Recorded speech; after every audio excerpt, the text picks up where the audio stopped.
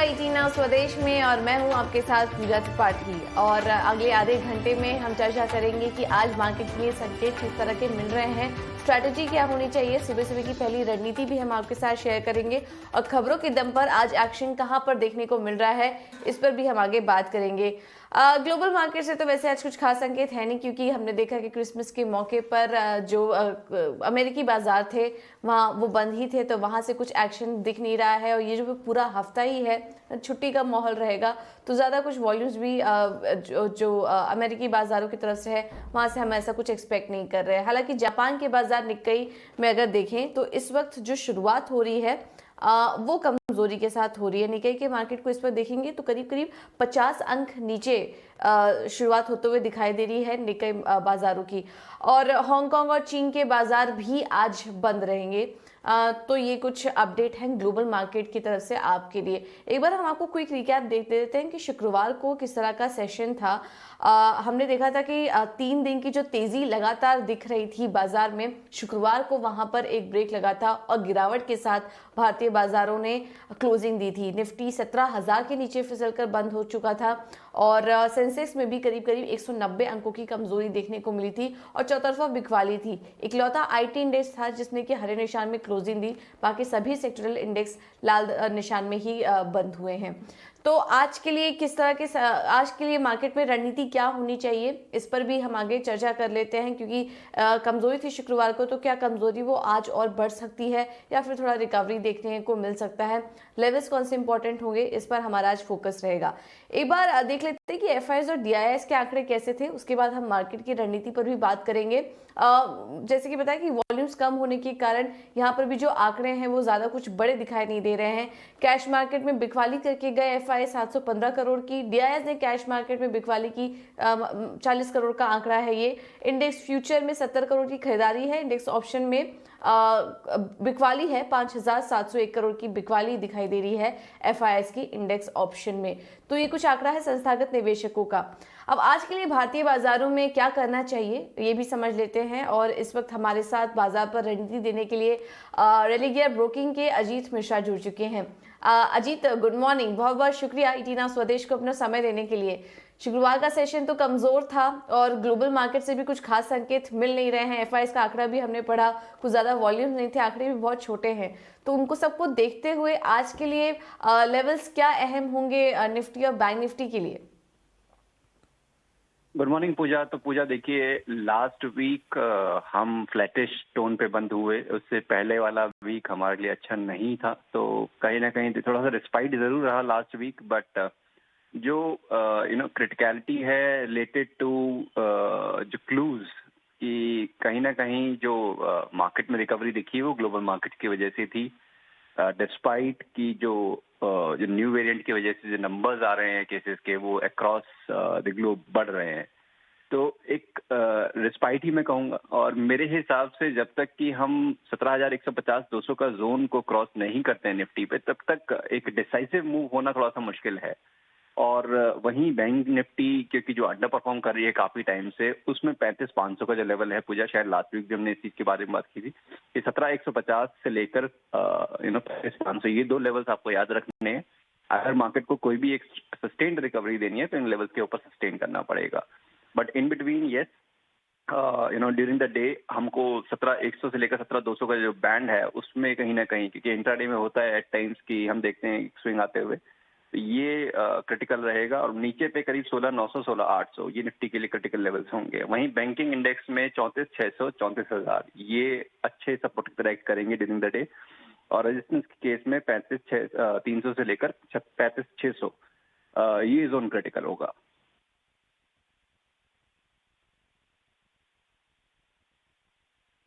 ठीक है, तो ये रहे निफ्टी और बैंक निफ्टी में आपको दे दी गई है इंपॉर्टेंट सपोर्ट और रेजिस्टेंस आज के लिए क्या होने चाहिए, इस पर भी हमने आपको बता दिया। निफ्टी के लिए जो सपोर्ट लेवल दिख रहा है आज 16,900 का दिख रहा है और रेजिस्टेंस लेवल 17,200 का दिख रहा है निफ्टी के लिए। तो ये रेंज है जिसके बीच आप ट्रेड ले सकते हैं।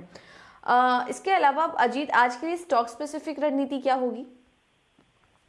देखिए पूजा, इस वीक क्योंकि ग्लोबल मार्केट ज्यादातर सब हॉलीडेज पे शट रहेंगे, तो अब जो मेन फैक्टर रह गया है हमारे पास 2 रह गए हैं। पहला तो कि जो कोविड अपडेट्स आएंगे उस पर मार्केट रिएक्ट करेगा। दूसरा एफ एक्सपायरी, तो ऑब्वियसली स्टॉक स्पेसिफिक तो मूव आपको मिलेंगे और दोनों साइड पे ही मेरे हिसाब से मिलना चाहिए। ऑब्वियसली आईटी केवल ऐसा सेक्टर है जो कि कंसिस्टेंटली हम बोल रहे हैं जहाँ पे की स्ट्रेंथ दिख रही है, तो वहीं पे लॉन्ग जाने की रिकमेंडेशन होगी और उसके अलावा आपको शॉर्ट्स के जो अपॉर्चुनिटीज हैं दूसरे सेक्टर्स में मिलेंगे। तो वो ध्यान में रखते हुए एफएसएल को आप लॉन्ग करेंगे 177 के स्टॉप लॉस के साथ 195 तक के टारगेट्स के लिए।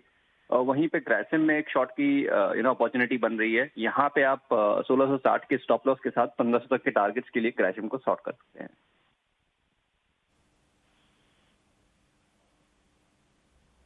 ओके, बहुत बहुत शुक्रिया अजीत ये रणनीति सुझाने के लिए।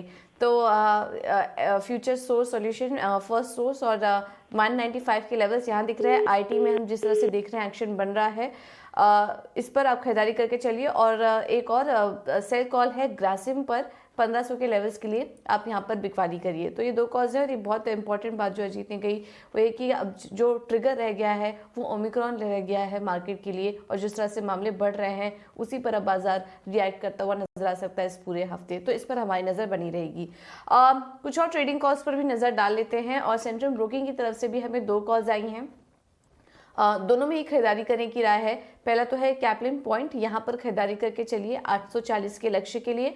और जो दूसरा कॉल है वो है इन्फोएज नौकरी, यहाँ पर आप खरीदारी करके चलिए 5700 के लेवल्स देखने को मिल सकते हैं स्टॉक में। स्टॉप लॉस होगा 5310 का। तो 4 कॉल्स दिए हैं आपको, 3 में खरीदारी और एक ग्रासिम यहाँ पर बिकवाली करने की राय आपको दी जा रही है। और जो रुझान है वो आईटी शेयरों में आज ज़्यादा देखने को मिल रहा है, तो यहाँ पर आप नज़र रखिए। अब खबरों पर फोकस कर लेते हैं। ढेर सारी खबरें ओवर द वीकेंड आई भी हैं, लेकिन एक इम्पॉर्टेंट खबर जिस पर कि आज स्टॉक रिएक्ट कर सकता है वो है आरबीएल बैंक का। यहाँ पर आरबीआई ने आरबीएल बैंक पर एक बड़ा एक्शन ले लिया है। अपने अधिकारी योगेश दयाल को बोर्ड में नियुक्त किया है और वहीं बैंक के जो एमडी थे विश्ववीर आहूजा, उनको तुरंत प्रभाव से, तत्काल प्रभाव से छुट्टी पर भेज दिया गया है। पूरी खबर पर बात कर लेते हैं और हमारे साथ इस वक्त सहयोगी अंकुर मिश्रा जुड़ चुके हैं। अंकुर, पहले तो ये जानना चाहेंगे वीकेंड पर काफी बड़ी खबर आई आरबीएल बैंक को लेकर, क्या अहम डेवलपमेंट्स हुए हैं, क्या डिटेल्स हैं आपके पास इससे जुड़ी? कुछ सरप्राइजिंग टर्न ऑफ इवेंट्स हुए इस वीकेंड पे, और जो कंपनी के एमडी सीईओ विश्ववीर आहूजा है, वो जिनका कार्यकाल 6 महीने अभी बाकी था, वो छुट्टी पर चले गए और बोर्ड ने उसको मंजूर कर दिया। साथ ही साथ बोर्ड में एक नए एडिशनल डायरेक्टर की नियुक्ति हुई, मिस्टर योगेश के दयाल, जो कि आरबीआई के सीजीएम हैं और रिजर्व बैंक ऑफ इंडिया ने अपनी स्पेशल पावर्स को यूज करते हुए सेक्शन 35 के तहत ये नियुक्ति की है। हालांकि मैनेजमेंट ने कंसर्न को एले करने की काफी कोशिश की। उन्होंने बताया कि जो बैंक के फाइनेंशियल्स हैं वो इंटैक्ट हैं। जो Q2 में गाइडेंस दिया गया था, मान लीजिए क्रेडिट कॉस्ट को लेके कि जो पहला हाफ था उससे क्रेडिट कॉस्ट उससे आधा होगा। इसी तरीके से ग्रोथ को लेके जो रिटर्न ऑन एसेट्स है वो 1% तक का लक्ष्य है। साथ ही साथ ग्रोथ को भी बढ़ाने का लक्ष्य है, खासकर FY23 से, वो सारा इंटैक्ट है। साथ ही साथ बैंक ने ये भी बोला कि कुछ जरूर लर्निंग्स हुई हैं लास्ट के 18 महीने में, वो अपने रिस्क कंट्रोल्स को मजबूत और करना चाहते हैं और इस एपिसोड से वो सीखेंगे ताकि वो आगे बैंक में अच्छी ग्रोथ को देख सकें। ओके, तो उनके निकलने का ज़्यादा कुछ डिटेल्स नहीं है, लेकिन जैसा कि बैंक के मैनेजमेंट की तरफ से बयान आ रहा है, इस पर आप नज़र रखिए। उनका कहना है कि सिस्टम, रिस्क मैनेजमेंट, कंप्लायंस पर और ज़्यादा काम करने की ज़रूरत है। पिछले 18 महीने में आरबीएल बैंक बहुत कठिन दौर से गुजर रहा था, तो इस वजह से ये बदलाव लिया गया और इस बदलाव का पूरा समर्थन आरबीएल बैंक कर रहा है। देखना होगा कि इस खबर को लेकर आज स्टॉक पर किस तरह का रिएक्शन देखने को मिलता है। इस खबर पर हम आगे और भी चर्चा करेंगे, लेकिन कुछ और भी खबरों पर फोकस कर लेते हैं और ट्रिगर्स और कुछ और खबरों के साथ शरद अब जुड़ चुके हैं। शरद, गुड मॉर्निंग। बताइए आज खबरों के लिहाज से एक्शन कहाँ पर देखने को मिल सकता है? गुड मॉर्निंग पूजा। तो सबसे पहले पेटीएम रहेगा फोकस में और कंपनी ने अनाउंसमेंट की है कि वो जो उनके जो मर्चेंट्स हैं उनको बढ़ाने का जो है ऑल ओवर इंडिया का प्रयत्न रहेगा। लगभग आपके 2.3 मिलियन, मतलब कि ऑलमोस्ट 2 करोड़ से ज़्यादा मर्चेंट्स का जो है पेनिट्रेशन लेवल्स पे और ग्रोथ पे फोकस रहेगा। और जो हायरिंग हो रही है सीनियर मैनेजमेंट पोजीशंस के लिए, ऑफ कोर्स कंपनी में दबाव देखने मिला है कि 3 बड़े एग्जिट्स हुए हैं पिछले 6 महीने में, पर यहाँ पे वो प्लान कर रहे हैं कि 30 सीनियर लीडर, आप प्रोडक्ट ले लीजिए, टेक ले लीजिए या बिजनेस रोल ले लीजिए, ये तीनों सेगमेंट्स में हायरिंग जो है ज़ोर ज़ोर से होगी। तो इस पे एक पॉजिटिव मोमेंटम स्टॉक पे देखने आज मिल सकता है। HCL टेक की जो ब्लॉक डील्स की जो डील आई है, तो उसमें HCL टेक की जो स्टॉक ऑप्शंस ट्रस्ट है, जो प्रमोटर एंटिटी है, उन्होंने लगभग 55 लाख शेयर्स जो 0.2% इक्विटी स्टेक है उन्हें वो खरीद ली है। इनका जो वैल्यू है लगभग 700 करोड़ का आया है। अशोका बिल्डकॉन भी रहेगा फोकस में। कंपनी पूरी 100% स्टेक जो है 5 बॉट प्रोजेक्ट जो KKR ग्रुप से ली है लगभग 1337 करोड़ रुपीस के लिए। अदानी ट्रांसमिशन भी है फोकस में आज, और कंपनी को एक लेटर ऑफ इंटरेस्ट मिली है एक्विजिशन के लिए 2 रिन्यूएबल ट्रांसमिशन प्रोजेक्ट्स के लिए, और इनमें जो दोनों अगर कंबाइंड कैपेक्स देखें तो लगभग 1400 करोड़ रुपए करेगी कंपनी में, और पॉजिटिव इम्पैक्ट स्टॉक में देखने मिल सकता है। VST टिलर्स भी कंपनी आपके मिड कैप स्पेस में जो आपके ऑटो सेक्टर में है, तो यहाँ पे जो है कंपनी की मैनेजमेंट कह रहे हैं कि लगभग 1000 करोड़ का रेवेन्यू इस वित्त साल में एक्सपेक्टेड रहेगा। और अच्छी स्ट्रॉन्ग सेल्स इसलिए है क्योंकि जो डिमांड है आपकी कैश काउ जो टिलर्स है उसमें जो है बढ़ोतरी देखने मिलेगी, और जो कॉम्पैक्ट ट्रैक्टर्स है उनमें सस्टेन डिमांड पिछले देखा जा रहा है। स्टॉक में बहुत बेहतरीन रनअप भी देखने मिली है पिछले 18 मंथ्स में, तो ये स्टॉक रहेगा आज फोकस में। और आखिर में लुपिन रहेगा फोकस में। एक पॉजिटिव न्यूज़ है, US FDA अप्रूवल मिली है उनकी ANDA एप्लीकेशन के लिए, जो सेविलियर कार्बोनेट की जो ड्रग है जो ओरल सस्पेंशन के लिए काम आएगी।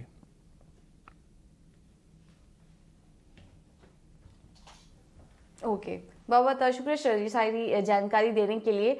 तो खबरें ढेर सारी थी और ज़्यादातर पॉजिटिव साइड पर ही थी। पेटीएम है आज फोकस में, इसके अलावा HCL tech, Ashoka Buildcon, Adani transmission, VST tillers के आंकड़े आए हैं, FY22 के लिए रेवेन्यू के आंकड़े जारी किए हैं, और ल्यूपिन को दवा के लिए मंजूरी मिल चुकी है US FDA की तरफ से। तो ये कुछ खबरें हैं जहां पर कि आज कुछ एक्शन एक्सपेक्टेड है। ज़्यादातर पॉजिटिव साइड पर ही खबरें देखने को मिल रही हैं। लेकिन माफ कीजिएगा, ब्रोकरेज हाउस के रडार पर आज कौन कौन से स्टॉक्स हैं ये भी समझ लेते हैं, और पूरा ब्यौरा लेकर ख्याति अब हमारे साथ जुड़ चुकी हैं। ख्याति, गुड मॉर्निंग। बताइए ब्रोकरेज हाउस की नज़र आज कौन कौन से स्टॉक्स पर है? सबसे पहले तो देखते हैं पूजा, CLSA ने RBL बैंक पर आउट परफॉर्म की राय बरकरार रखी है। लक्ष्य रखा है 200 रुपये का। RBI द्वारा जो मूव रहा है वो बहुत ही एक बड़ा सरप्राइज रहा है, और इस कदम से जो नियर टर्म है उसकी वजह से RBL में कुछ अनसर्टनिटी रहेगी। H2 FY22 की परफॉर्मेंस पे नज़र रहेगी, क्योंकि अगर इस परफॉर्मेंस अच्छी रहेगी तो उसकी वजह से इसकी स्टेबिलिटी और कंफर्ट मिलेगा इन्वेस्टर्स को। इसके अलावा इन्वेस्टेक ने भी RBL पे राय दिया है। उसने अपनी खरीदारी राय को बदलते हुए कंपनी को अंडर रिव्यू रखा है। कंपनी का CEO हुआ है चेंज, और न्यू मैनेजमेंट ने गाइडेंस और बजाज फाइनेंस के साथ, फिनसर्व के साथ रिलेशनशिप बरकरार रखी है। पिछले RBI द्वारा अगर बैंक्स को हम कंपेयर करें तो इतना कैपिटल मजबूत नहीं रहा है ऐसे बैंक का। तो ये RBL पे आज बहुत बड़ा फोकस रहेगा, क्योंकि दोनों ब्रोकरेजेस उसी के ऊपर है।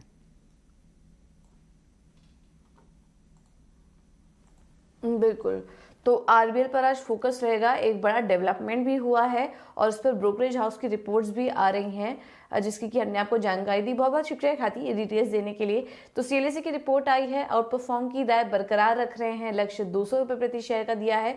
और इन्वेस्टेक की जो रिपोर्ट आई है RBL बैंक पर, उन्होंने अपनी खरीदारी की राय को बदला है, कंपनी को रिव्यू की रेटिंग पर रख दिया है। और अभी सबका कहना है कि ये जो बड़ा बदलाव हुआ है उस पर हमारी नज़र बनी रहेगी। किस तरह के और कमेंट्स यहाँ पर मैनेजमेंट की तरफ से निकल कर आते हैं और उसका असर बैंक पर किस तरह से पड़ता है, ये भी काफ़ी इंपॉर्टेंट होगा देखना। बड़ी खबर आज RBL बैंक के लिए, और किस तरह का रिएक्शन दिखता है स्टॉक पर, इस पर हमारी नज़र आज दिन भर बनी रहेगी। चलिए, तो बात हुई कमोडिटी मार्केट की, माफ़ कीजिएगा इक्विटी मार्केट की। काफ़ी ज़्यादा एक्शन भी था आज, और इसके अलावा आज कमोडिटी मार्केट में क्या करना चाहिए ये भी समझ लेते हैं। क्वर्जी ग्रुप के रवि देओरा हमारे साथ जुड़ चुके हैं। Ravi, good morning. बहुत बहुत शुक्रिया इचीना स्वदेश को समय देने के लिए अपना। आज कमोडिटी मार्केट में किस तरह का ट्रेड लेना चाहिए? Good morning.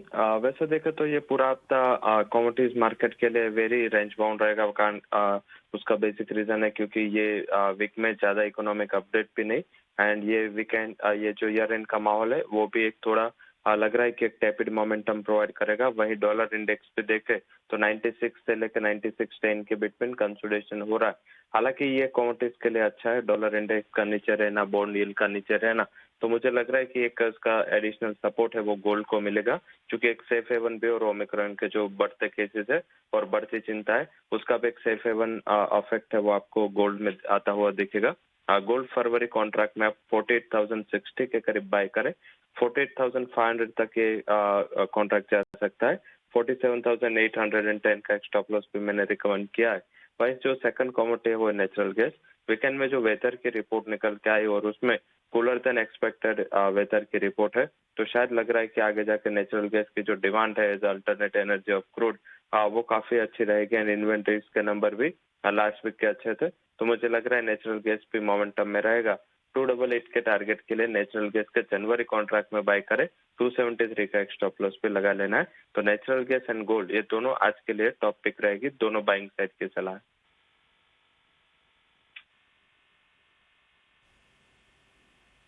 ओके, बहुत बहुत शुक्रिया रवि ये डिटेल्स देने के लिए। तो नेचुरल गैस में खरीदारी करके चलिए 288 के लेवल्स देखने को मिल सकते हैं और सोने में भी खरीदारी की राय बरकरार है। 48,500 के लेवल्स के लिए आप खरीदारी करिए, स्टॉप लॉस होगा 47,810 का। तो नेचुरल गैस और गोल्ड दोनों में ही खरीदारी करने की राय आज कमोडिटी मार्केट में। अब आगे बढ़ते हैं, कुछ मार्केट के जो एक्सपर्ट हैं, दिग्गज हैं, उनके आपको व्यू सुना देते हैं। अबाकस एसेट मैनेजर के फाउंडर सुनील सिंघानिया ने कहा है कि बाजार में आई गिरावट से निवेश के नए रास्ते खुले हैं और निवेशकों को इस गिरावट में डरने की जरूरत नहीं है। आइए आपको पूरी बात सुनवा देते हैं। Volatility has always been the order of the day as far as equity markets are concerned. Obviously, no one likes deep correction because inherently we are all, bulls as far as the equity markets are concerned. But actually, if you see, in the run-up to like maybe October, we were in a phase where, money making was becoming too easy. IPOs were getting lapped up. They used to open 2-3 times their IPO price. A lot of broader market stocks used to hit new highs on a daily basis, and everything was like, there's no tomorrow. So to that extent, I think it was very evident that there has to be some correction. Obviously, the correction was, it lasted longer than what it has over the last 2 years, and the 9-10% correction in Nifty led to some of the broader market stocks falling even 20 to 30%. So to that extent, yes, investors were a little bit nervous, but I think this is something which we used to be witness to many times before. So I don't think it's unduly worried. और Omicron के नए मामले के बढ़ते हुए देखते हुए प्रधानमंत्री ने शनिवार यानी कि 25 दिसंबर को देश को संबोधित किया और उन्होंने काफी सारी घोषणाएं भी की। पीएम नरेंद्र मोदी ने अपने संबोधन में कहा कि 3 जनवरी 2022 से 15 से 18 साल के बच्चों को भी कोरोना की वैक्सीन लगाई जाएगी और 10 जनवरी से स्वास्थ्य कर्मियों और फ्रंट लाइन वर्कर्स को कोविड टीके के बूस्टर डोज लगाने की शुरुआत हो जाएगी। 10 जनवरी से ही कॉर्बिडिटी वाले बुजुर्गों को भी उनके डॉक्टर की सलाह पर बूस्टर डोज लगाई जाएगी। 15 साल से 18 साल की आयु के बीच के जो बच्चे हैं, अब उनके लिए देश में वैक्सीनेशन प्रारंभ होगा। 2022 में 3 जनवरी को सोमवार के दिन से इसकी शुरुआत की जाएगी। ये फैसला कोरोना के खिलाफ देश की लड़ाई को तो मजबूत करेगा ही, स्कूल कॉलेजों में जा रहे हमारे बच्चों की और उनके माता पिता की चिंता भी कम करेगा। साथियों, हम सबका अनुभव है कि जो कोरोना वॉरियर्स हैं, हेल्थ केयर और फ्रंटलाइन वर्कर्स हैं, इस लड़ाई में देश को सुरक्षित रखने में उनका बहुत बड़ा योगदान है। वो आज भी कोरोना के मरीजों की सेवा में अपना बहुत समय बिताते हैं। इसलिए प्रिकॉशन की दृष्टि से सरकार ने निर्णय लिया है कि हेल्थ केयर और फ्रंटलाइन वर्कर्स को वैक्सीन की प्रिकॉशन डोज भी प्रारंभ की जाए। इसकी शुरुआत 2022 में 10 जनवरी सोमवार के दिन से की जाएगी। ओके, तो एक बड़ी शुरुआत होने जा रही है और इस पर हमारी नज़र बनी रहेगी किस तरह का रिस्पांस यहाँ पे मिलता है। 3 जनवरी से 15 से 18 साल के जो बच्चे हैं उनको कोरोना की वैक्सीन यहाँ पर लगाई जाएगी। चलिए, इस बुलेटिन में मेरे साथ इतना ही, लेकिन खबरों का सिलसिला आगे भी जारी रहेगा। तब तक के लिए मुझे दीजिए इजाज़त। नमस्कार।